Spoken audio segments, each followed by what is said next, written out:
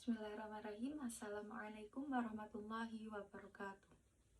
Baik, nama saya Sadina Ali Haryanto. Video ini saya ambil untuk memenuhi tugas dari Ustadz Miski. Saya di sini akan menjelaskan tentang 3 masa hadis tematik, yakni masa stagnasi pada tahun 450 sampai 660 Hijriah. Yang kedua, masa kebangkitan 660 sampai 1100 Hijriah.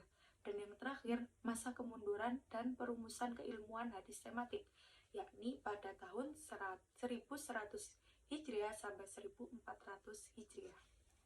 Masa yang pertama, yakni masa stagnasi pada tahun 450 sampai 660.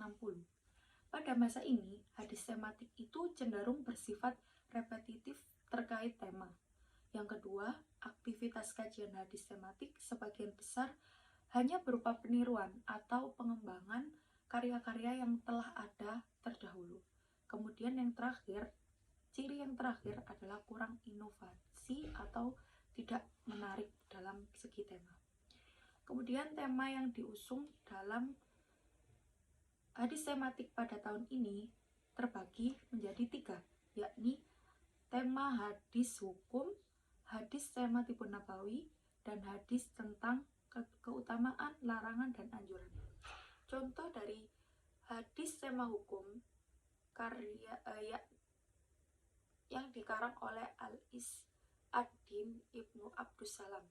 Karyanya adalah Al-Iman fi Bayan Adilah Al-Ahkam. Kemudian contoh dari hadis tema tipun nabawi yang dikarang oleh Dia Al-ad-Din Al-Maqdisi.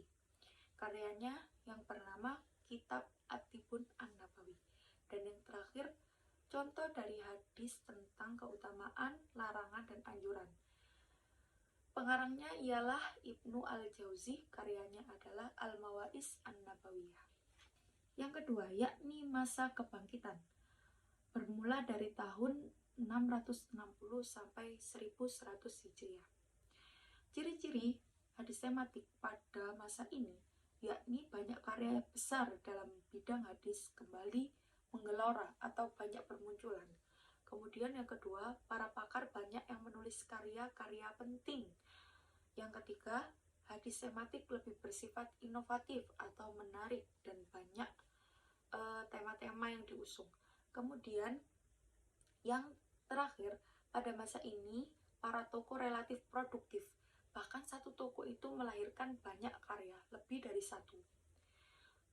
Kemudian pada masa ini, tema hadis itu dibagi menjadi 5.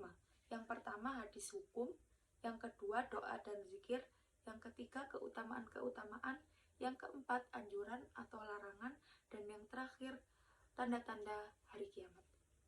Hadis hukum. Ada pengarang yang bernama Ibnu Hajar Al-Asqalani. Karyanya adalah Bulughul Maram. Nah, di sini saya membawa contoh salah satu hadis tematik yang muncul pada masa kebangkitan yang dikarang oleh Ibnu Hajar Al-Asqalani, yakni Kitab Bulughul Maram. Ini.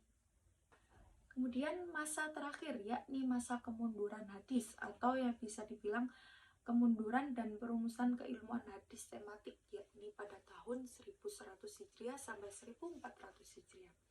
Pada masa ini mulai munculnya perumusan konkret keilmuan hadis tematik. Kemudian pakar hadis tematik tidak sebanyak pada masa sebelumnya atau lebih berkurang. Dan tidak ada perkembangan yang signifikan jika diukur dengan tingkat produktivitasnya. Tema pada masa ini tidak jauh beda dengan tema sebelumnya, atau sama dan tidak mengalami kemajuan dalam segi tema. Mungkin cukup sekian penjelasan singkat dari saya. Apabila terdapat banyak kurangnya, saya mohon maaf yang sebesar-besarnya. Wal akhir, wassalamualaikum warahmatullahi wabarakatuh. Thanks for watching.